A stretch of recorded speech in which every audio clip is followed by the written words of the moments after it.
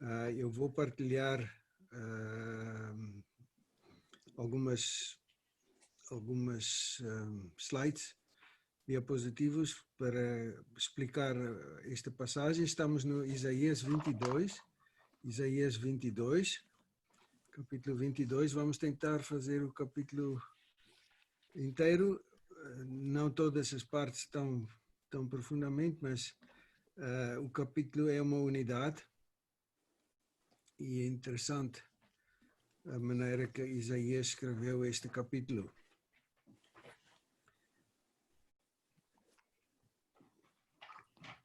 E primeiro vamos fazer uma oração, depois vamos fazer a leitura e continuamos.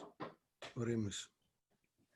Obrigado, Senhor, nosso Deus e Pai, pela Tua grande graça, que temos a Tua palavra escrita, a Tua mensagem para o povo em tempos difíceis, que continua a ser para nós a Tua palavra. Senhor, guia-nos esta noite para compreendermos melhor, para sabermos aplicar a Tua palavra à nossa vida, neste tempo em que vivemos também.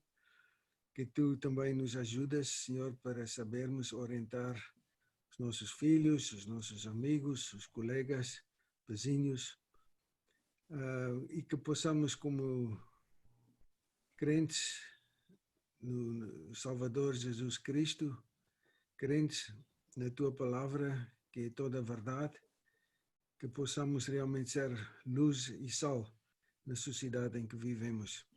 Orienta-nos, prepara-nos e obrigado por este tempo. Amém. Amém. Talvez, antes de lermos, vou pedir a alguém com boa voz para ler, mas vou só compartilhar a página e dizer alguma coisa, ou compartilhar a página. Deixa eu ver aqui. Portanto, enquanto lemos, repara quantas vezes tem palavras repetidas sobre olhar, que este capítulo fala sobre olhar. Há pelo menos 7 repetições de palavras olhar, descobrir, etc.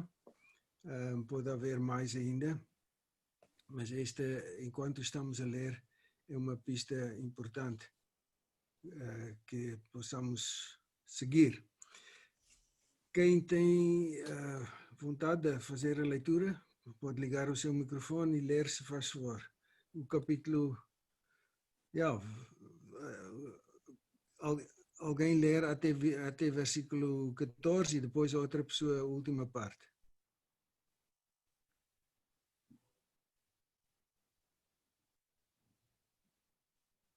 Mensagem acerca do vale da visão.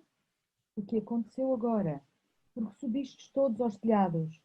Ó tua cidade agitada, cheia de tumulto, cidade alegre, os teus mortos não foram mortos pela espada, nem mortos em guerra. Todos os teus chefes fugiram juntos, foram presos, sem se defender com um arco. Todos os que pertencem a ti foram presos juntos, embora tivessem fugido para longe. Portanto digo, sai da minha frente e deixa-me chorar amargamente. Não fiqueis insistindo em consolar-me pela destruição do meu povo amado, porque este dia é um dia de tumulto, de atropelo e de terror da parte do Senhor, o Senhor dos Exércitos, no vale da visão, dia de derrubar muros e de clamor que chega aos montes. Elão tomou a aljava, juntamente com carros e cavaleiros, e Kir descobriu os escudos.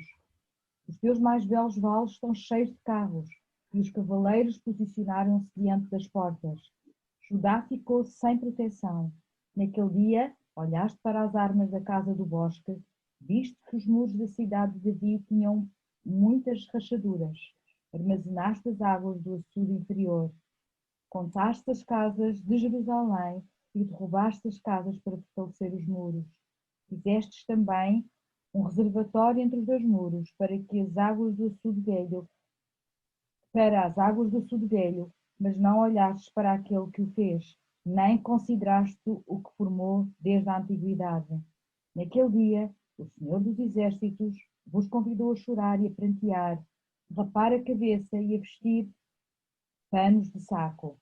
Mas, pelo contrário, houve regozijo e alegria, matança de bois, abate de ovelhas, carne para comer, vinho para beber, e se diz, comamos e bebamos, porque amanhã morreremos. Mas o Senhor dos Exércitos segredou-me aos ouvidos. Certamente esta maldade não será perdoada até à vossa morte, diz o Senhor dos Exércitos. Assim diz o Senhor Jeová dos Exércitos. Anda, vai ter com este tesoureiro, com Sebna, o mordomo, e diz-lhe: O que é que tens aqui? Ou a quem tens tu aqui?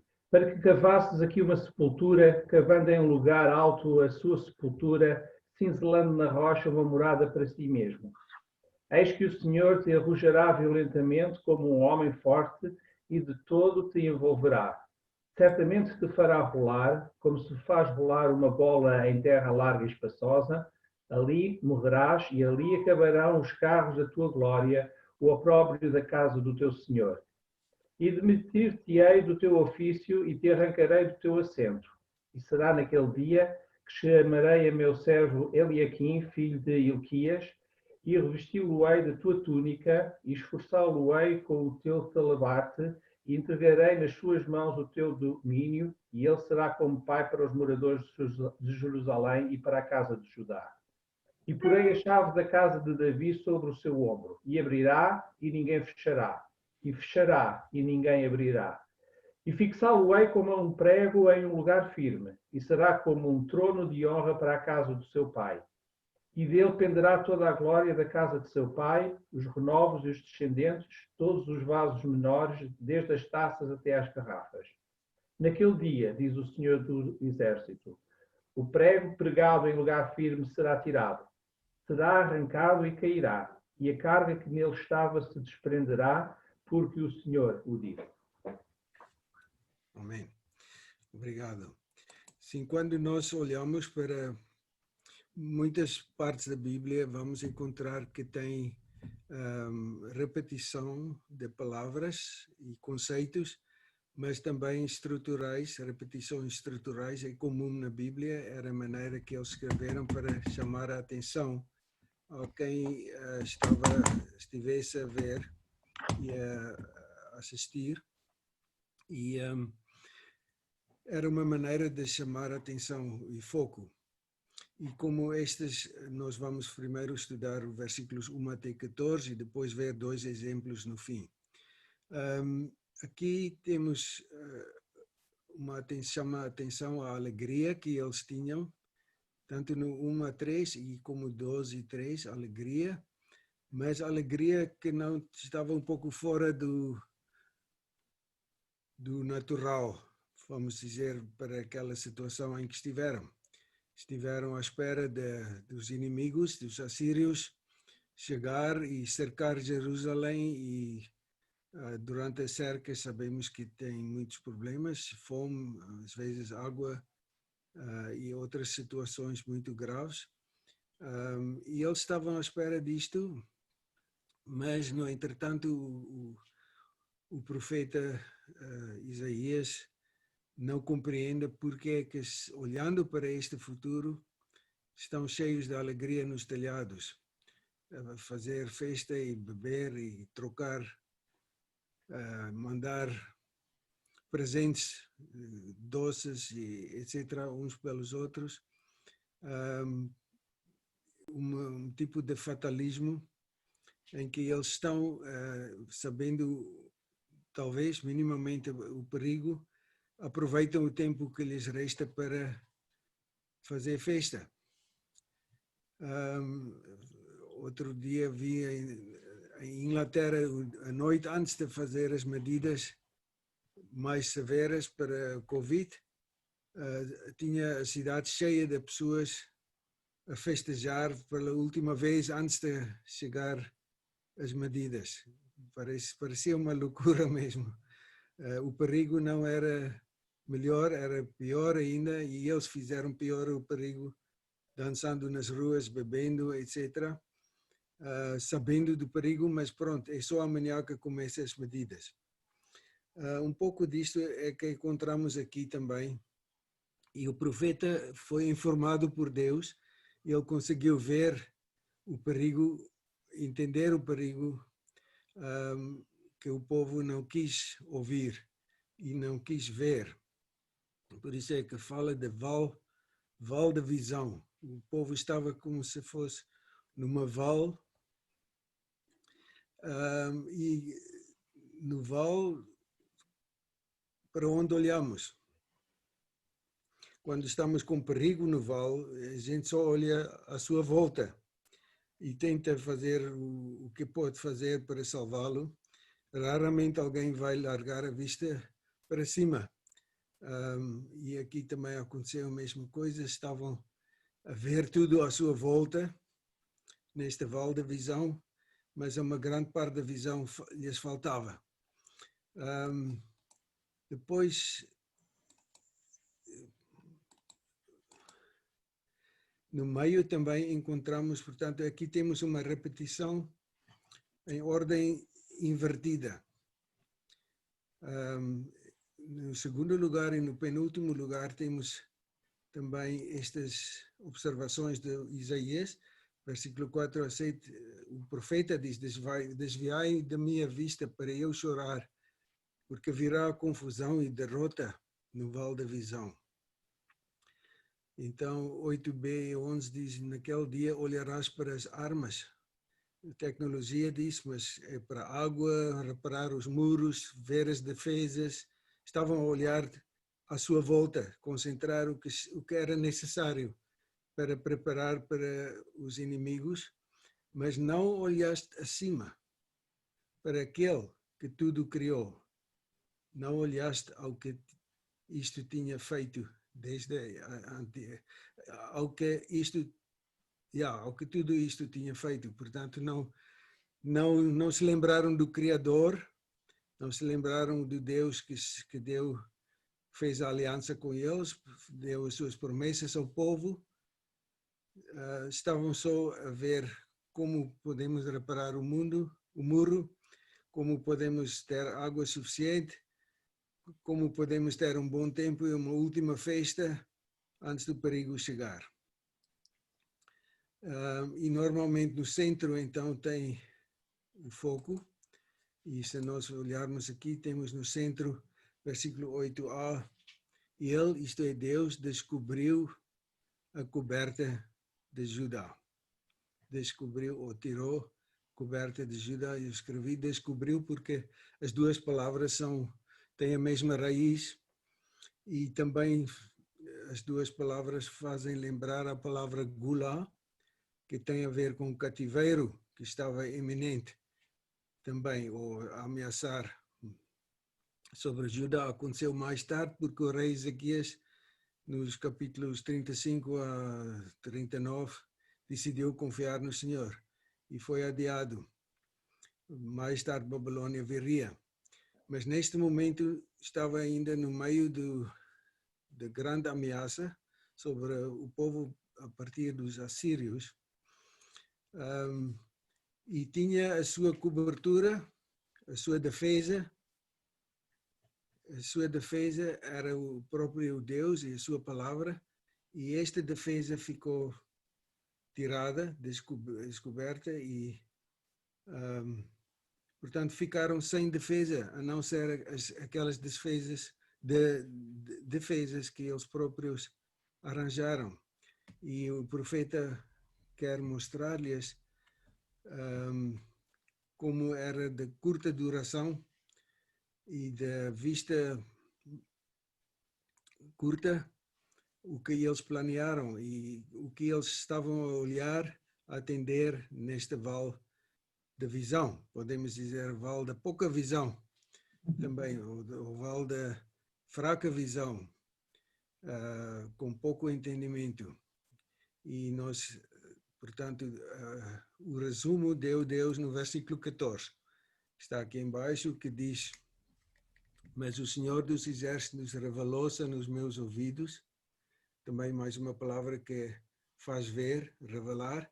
Deus revelou ao Isaías, certamente esta maldade não vos será expiada, e ele usa para a palavra expiada, também pode significar coberta, não será coberta, não será expiada até que morais. É uma sentença que podemos quizás ouvir aqui através do profeta, e ele está a acusar o povo, portanto, de olhar mal, de não olhar onde devem olhar, em outras palavras, não confiar onde deviam confiar, e o perigo era muito, muito grave, tão iminente que podem ficar sem a proteção de Deus, enquanto pensam que são o povo de Deus, e podiam ficar sem a perdão até que morrer. Portanto, é uma situação de vida e de morte, em que estavam literalmente e espiritualmente também. Podemos resumir assim, talvez, que o pecado imperdoável neste capítulo é ficar sem cobertura, confiar em si mesmo, nas suas avaliações, nos seus planos de segurança humanas, como esta atitude fatalista, comamos e bebamos porque amanhã morreremos, em vez de se, portanto, de se humilhar perante Deus, em vez de recuperar a vista, a confiança em Deus, eles tinham a vista muito horizontal, lá no vale escuro em que se encontraram, naquela situação. Em outras palavras, podemos dizer, o pecado imperdoável é não olhar para cima, para aquele que fez todas as coisas. Faz lembrar o Salmo 121, não é? Pelos montes olharei, de onde me virá a salvação. Minha salvação vem do Senhor, que fez o céu e a terra. Aqui o povo esqueceu-se disto. Estavam a olhar ao perigo à sua volta, tentar humanamente fazer alguma coisa. Isto não quer dizer que nós devemos ficar inativos naturalmente, face ao perigo, mas as primeiras coisas têm que ser primeiras. Quantas vezes ouvimos alguém dizer, já tentei tudo, agora o que falta é só orar. Como se a coisa mais fraca ficou para o fim. Já não tenho mais nada a fazer, vou só orar. Pode ser que aconteça alguma coisa. Mas o que o profeta chama a atenção que tem que ser o contrário. Temos que começar a olhar por cima, começar com a oração. E a partir daí vamos ter uma nova sabedoria para enfrentar vales escuros e perigosos à nossa volta. Portanto, não olhar para cima significa não chorar sobre quem não quer olhar para cima não sente a necessidade de chorar sobre a sua maldade. O profeta chorou para o povo, mas o povo não estava a pensar em chorar. Engraçado que muitas vezes, quando fizeram luto no Velho Testamento, algumas vezes, capítulo 15, há um exemplo disto, que eles subiram os telhados e ficaram em cima dos telhados também com a roupa rasgada, com cinzas sobre a cabeça, mostrar o seu luto. Aqui subiram os telhados para fazer festa. E não para estar em luto, não para se arrepender e converter ao Senhor. E é ainda mais engraçado, eles levantam-se para os telhados, mas mesmo assim não conseguem ver o que deviam ver, porque a vista não está para cima, a vista está à volta e ainda mais para baixo olhar, enquanto nos telhados, onde deviam ver melhor. Portanto, agora faltam dois exemplos que ele dá aqui no texto, um de Sebna e outro de Eliakim, que vamos ler rapidamente os dois exemplos. O Sebna era uma pessoa importante, era o tesoureiro do templo, tinha uma carga de grande responsabilidade, de grande, podemos dizer, de grande glória também, especialmente ele próprio pensava que fosse de muita glória o seu trabalho, e veja como ele ficou totalmente olhando e pensando em si próprio durante esta explicação que nós vamos ver agora. O segundo. Então, vamos olhar aqui ao Sebna. Só tenho aqui um resumo. Ele diz, assim diz o Senhor dos Exércitos, também é uma das frases repetidas 3 ou 4 vezes aqui no capítulo. Enfatiza a autoridade com que fala, em nome do Senhor. Que é que tens, versículo 16, cavando um lugar alto, em lugar alto a sua sepultura e cinzelando na rocha uma morada para ti mesmo. O que o Sebna fez enquanto tinha o poder lá à volta do templo, como tesoureiro, ele começou a cavar na rocha, ao lado, bem visível, um lugar para ele ficar sepultado. E quer dizer, ele estava a construir o seu próprio monumento, para não ser esquecido jamais depois da sua morte. Então, versículo 17, eis que o Senhor te arrojará violentamente, e ali morarás, e ali acabarão os carros da tua glória. Te arrancarei do teu assento. Portanto, Deus não foi iludido, enganado por Sebna. O Sebna é que estava com a sua vista totalmente virada para si próprio. E este é um exemplo de olhar não para aquela que nos criou, como disse a primeira parte, mas ter a vista em outros lugares. O mais fácil é sobre nós mesmos.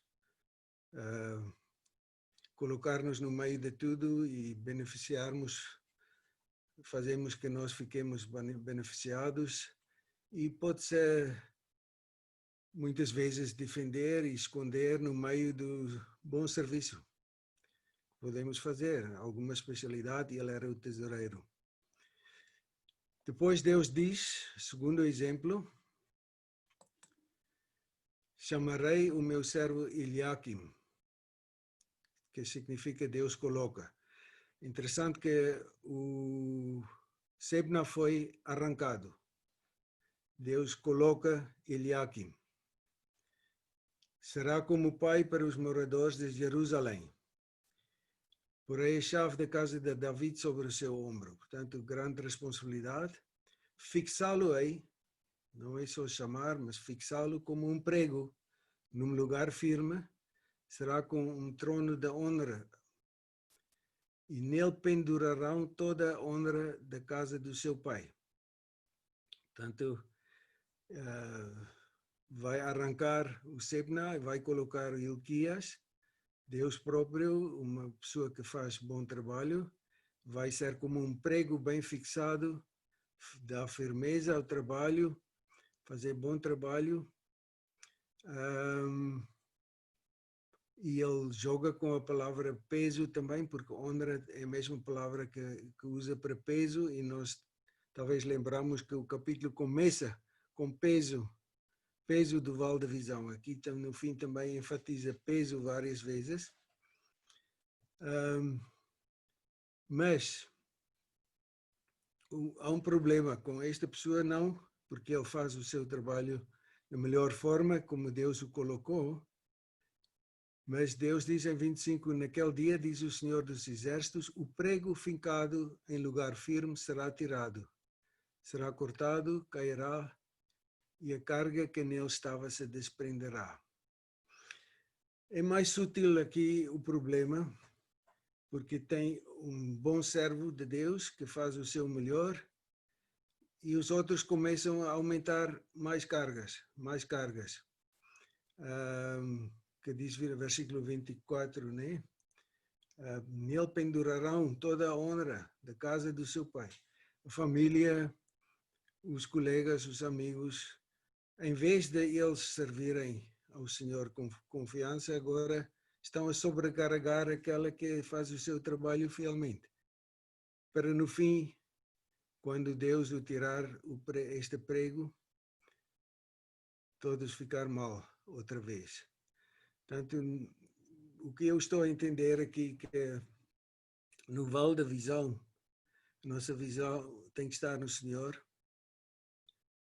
nas suas promessas, na sua cobertura, a sua salvação, o seu perdão,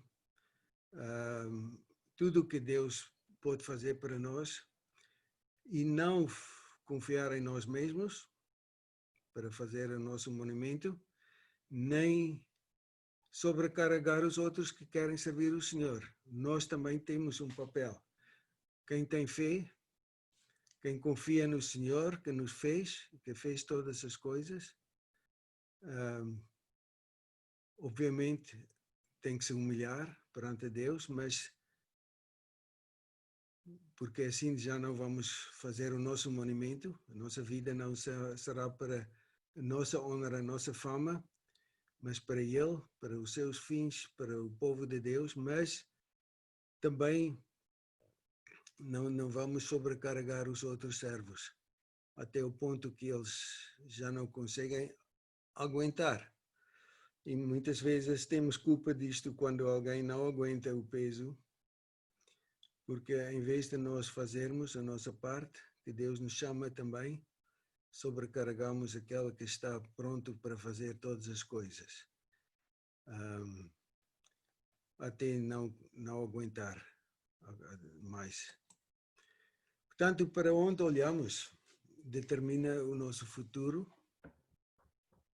neste vale da visão. Qual é a nossa visão no vale em que estamos? Porque isto acontece mais vezes na história, e Deus é o Deus da história. Neste momento em que estamos, com grandes desafios, qual é a nossa visão? Só estamos a ver aqui como criar medidas de contenção, mais máscaras, mais isto, menos aquilo, ou estamos realmente a ver aquela que nos formou, aquela que nos criou? Quando pensamos pessoalmente, quando pensamos na igreja, a igreja está-se a adaptar, está-se a mudar, as igrejas estão a mudar, talvez nunca mais vamos ser igrejas da mesma maneira. Podemos voltar um bocadinho atrás aqui no texto? Pode. Sim, a questão de Eliaquim. Quem está a falar agora? É o Tito, é o Tito. Eu. Sim, senhor. No fundo, Eliaquim funcionava como ministro das Finanças, não é? Houve uma substituição do ministro das Finanças, Sabna, para Eliaquim. Sim. E havia uma grande esperança, não é? Nesta altura, Judá, se calhar, já estava a pagar tributo aos assírios, não é? E o povo não terá colaborado com o novo ministro. É o que dá a entender. Continuaram a festejar e gastar como se não houvesse amanhã. E ele também, o ministro das Finanças, acaba por cair. Porque não, as pessoas, efetivamente, não perderam a esperança no futuro. E muitas vezes isto é uma coisa que não aconteceu só lá no povo de Israel e no povo de Judá, acontece também. Se há uma predisposição do povo que já não vale a pena o que interessa é gozar a vida até ao fim, porque vem aí a morte. Então, realmente, não há ministro nenhum que consiga efetivamente dar a volta, só efetivamente olhando para Deus e vendo a longo prazo. É só este comentário, um pouco para fazer uma comparação um pouco com os nossos dias. Sim, obrigado. Está bem feito. Só temos que lembrar, e eles não tinham separação do Estado e da Igreja. Não era um Estado laico, era o Estado do povo de Deus, da aliança, e eles tinham realmente o conhecimento e a obrigação de dirigir o povo de Deus nesta confiança, mas pronto, eles muitas vezes não fizeram isto também.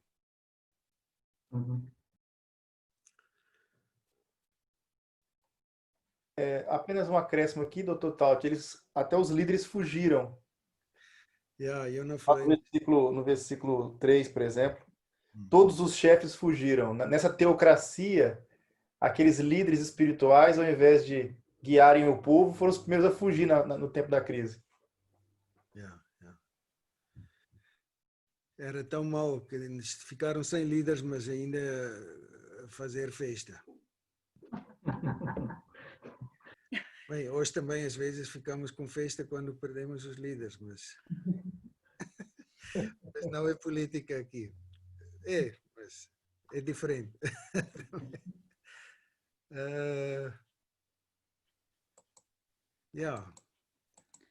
Tanto é importante nós pensarmos no papel da igreja, que não é só pessoal a nossa fé, o papel da igreja, ou numa organização em que nós estamos a liderar, e no país temos responsabilidades sobre todas estas áreas e ajudar as pessoas a olhar onde devem olhar em primeiro lugar.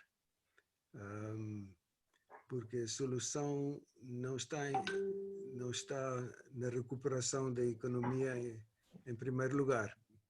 Está na recuperação do relacionamento com Deus, que pode fazer muito mais do que a gente pensamos, mas não vamos descobrir enquanto não confiamos.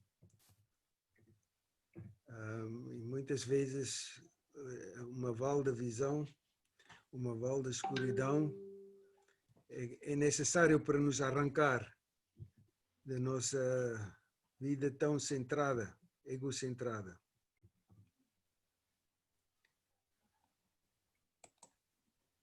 Em quem realmente confiamos?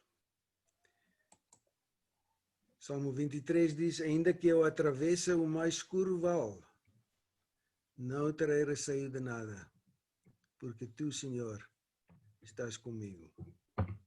Em relação às traduções dessa expressão, o pastor encontrou ali a tradução que o senhor fez lá do Salmo 23, Vale da Sombra e da Morte.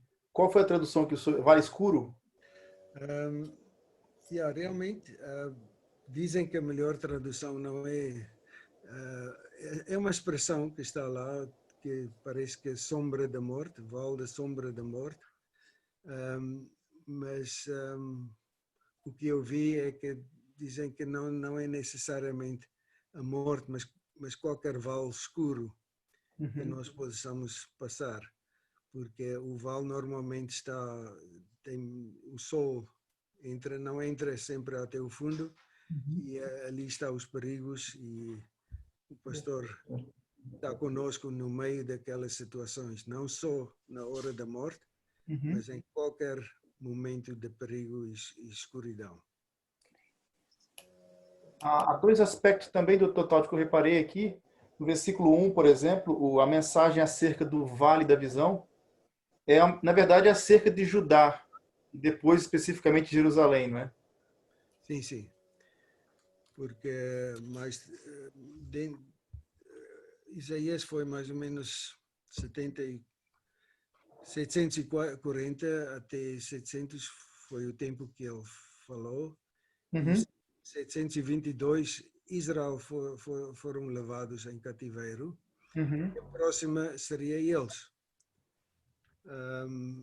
Judá, no fim, os 2 tribos. Mas conseguiram, pela fé de Ezequias, que decidiu confiar no Senhor, foi desviado o perigo e os assírios sofreram muito porque Deus fez confusão no meio deles. Muitos morreram e eles retiraram-se e nunca mais. Os assírios cercaram Jerusalém ou tentaram ameaçar porque depois veio os babilônios. Então o contexto aqui, o contexto é 701 por aí a volta, no tempo de Senaqueribe, então, porque depois da Opa. Depois da morte do Sargão, o Senaqueribe matou seu pai, né, assumiu o governo. Senaqueribe, então, foi aquele que veio do norte e conquistou várias nações e chegou até Jerusalém. No tempo era o rei Ezequias que estava na altura, né? Ele fez aliança com o Egito, mas Deus, através de uma intervenção, matou 185 mil, não foi isso? Foi um grande livramento de Deus, apesar de que ele não tinha nenhuma hipótese de vencer, mas Deus interveio pela sua graça e salvou o povo. Então, o contexto aqui era de um livramento que Deus havia dado, temporário livramento, porque depois, em 586, de qualquer forma, veio Babilônia contra o Reino do Sul, nesse caso, e acabou conquistando o Reino do Sul, né? 606, na verdade, com Nabucodonosor, e depois a outra leva maior e tudo. A minha questão era do contexto, qual é esse contexto histórico? Então, é o contexto depois da vitória milagrosa com Ezequias ou antes? Acho que é antes. É antes, né? Só relata em 35 a 39. Tem um intervalo histórico no meio do livro que fala sobre esta fé e salvação do Judá. Eu penso que, pronto, nem sempre os livros são totalmente cronológicos também. Claro. Isaías está mais ou menos muito melhor que Jeremias, por exemplo. Todo o livro de Isaías, podemos dizer, é sobre fé. É confiança no Senhor. Capítulo 7, o rei Acaz, que vocês certamente já estudaram, que Deus diz-lhe, olha, não confia nos vizinhos, não faz alianças e pensar que essas alianças vai te salvar quando chegar o inimigo, a Síria. Não faz estas alianças. E se tu não creres, eu vou te dar um sinal. Pede o que quiseres, qualquer sinal, pode-me pedir. Ele diz, não, desculpa, mas não preciso de sinal. Então ali Deus diz, tu não queres um sinal, mas eu vou te dar um sinal. Haverá uma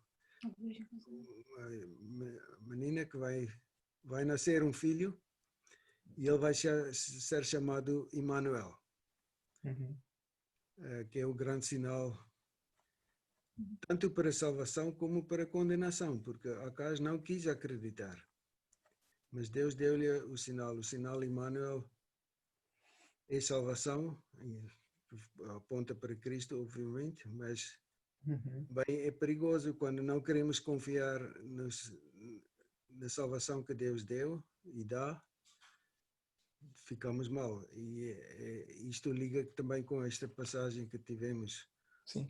Uma espécie de pecado imperdoável, porque mesmo no Novo Testamento, quem não crê, como é que pode ser salvo? Né?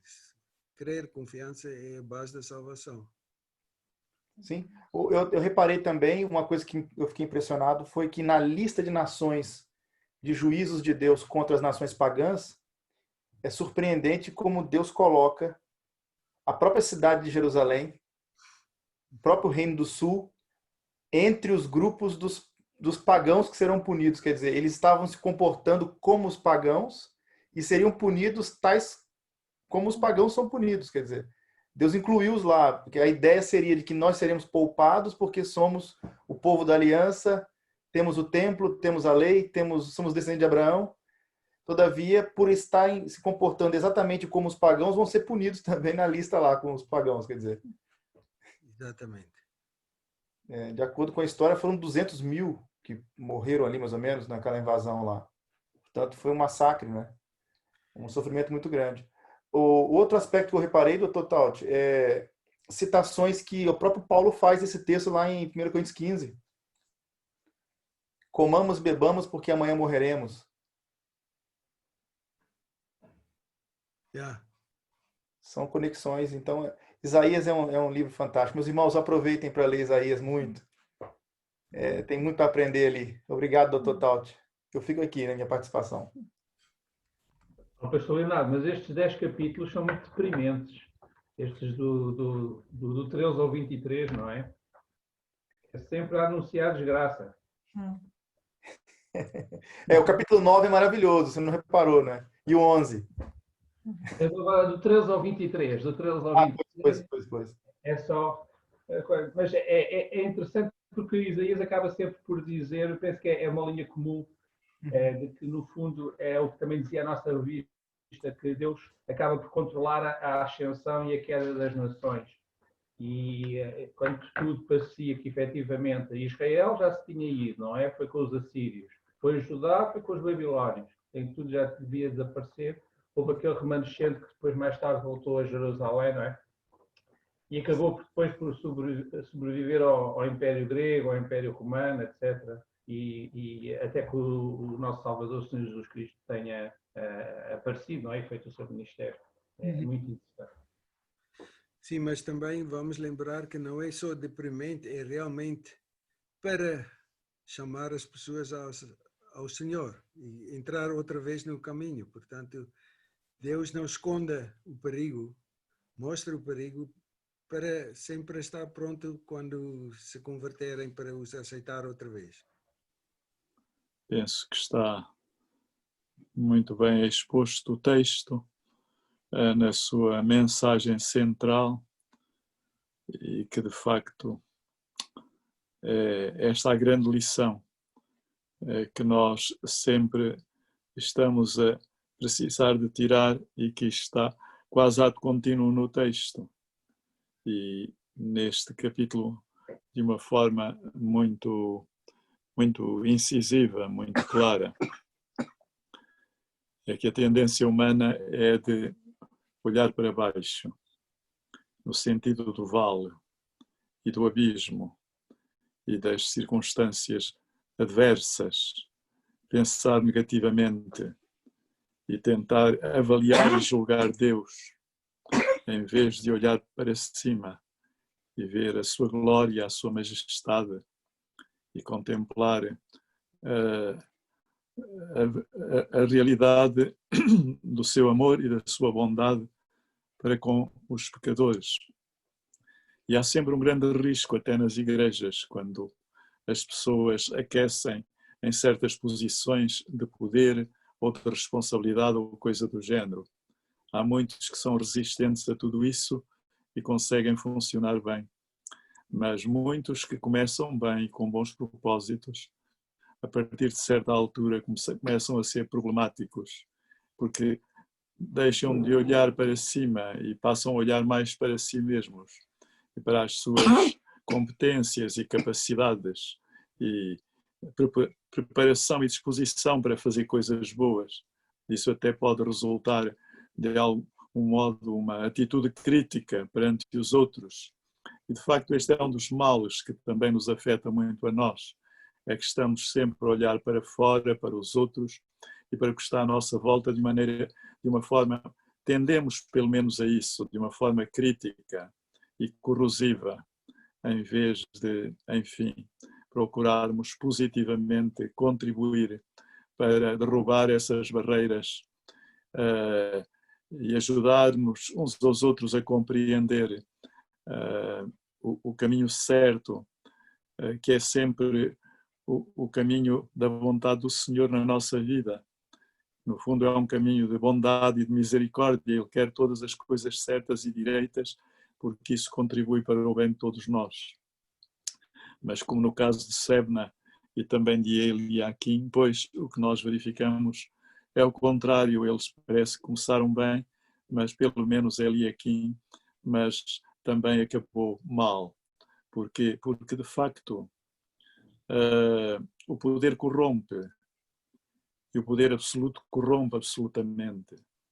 E é um dos males das nações e às vezes de certos meios cristãos, em que as coisas poderiam ser melhores. Quando eu leio a nossa história cristã e evangélica em Portugal, com momentos áureos tão gloriosos, tão edificantes e de tanto crescimento e bênção, eu não posso deixar de ver e de sentir que ciclicamente isso pode acontecer, mas os tempos mais prolongados da nossa história não são tempos assim, são tempos mais negativos que positivos. Há um adversário constante em nós, por detrás de tudo isto, de sorte que a nossa vida, no fundo, é de soldados de Jesus Cristo numa batalha espiritual que não tem fronteiras e que é arrasadora, porque o diabo, nosso adversário, anda ao nosso redor, bramando como um leão e buscando a quem possa tragar. O desejo dele é acabar com tudo e destruir tudo. E nós não crescemos. Eu tenho uma tristeza imensa, falando de nós batistas, que já temos, enfim, e alguns anos, desde 1888 para cá, que tivemos momentos gloriosos de crescimento e de bênção. Às vezes são mais os vales do que o cimo das montanhas. E nós teimamos em não crescer e depois ficamos envolvidos no nosso cantinho, no nosso círculo de igreja local ou coisa do género. Tendemos a ser críticos de outros e nós próprios nos enclausuramos e não damos os passos necessários para dar um pulo e avançar. E de facto é isso que diz o poeta, não é? Nós precisamos de pular e avançar, esquecendo-nos de nós mesmos, esquecendo-nos das circunstâncias à nossa volta, esquecendo-nos dos problemas que estamos em risco de enfrentar ou que até enfrentamos, dar um pontapé nisso tudo e olhar para cima e construir a nossa vida em Deus, e com um entusiasmo tal que acabaremos por ajudar outros a seguir o mesmo rumo, e então há alegria e há vitória. Este texto, de facto, é um texto extraordinariamente rico. Nós o contemplamos com a ajuda do nosso irmão Dr. Taute, a vê-lo na sua estrutura, nos pontos centrais da sua mensagem. Mas o que tudo isto nos mostra é que, se nós pusermos de parte um pouco esse momento histórico do povo de Israel, do povo de Judá, e olharmos para nós num contexto paralelo, nós não somos melhores do que eles, infelizmente. Neste tempo que passa, nós não estamos. Deus deu-nos a história do Velho Testamento para nos ensinar, a nós, igreja, que o povo eleito de Deus falhou e a igreja não pode falhar. E nós estamos a falhar.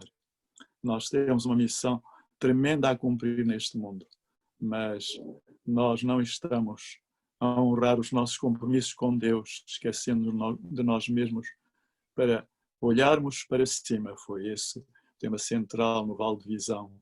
Olharmos para cima e construirmos em função de Deus e não de nós próprios, em função do divino e não dos nossos recursos materiais, em função da graça do Senhor e não em função, enfim, dos nossos planos.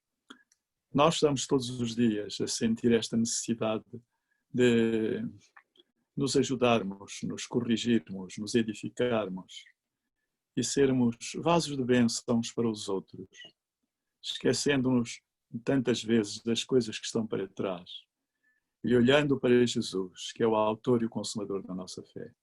Às vezes, como diz a Isabel muitas vezes, usando a palavra foco, nós perdemos o foco e deixamos de olhar para Cristo, olhando para as circunstâncias que nos rodeiam.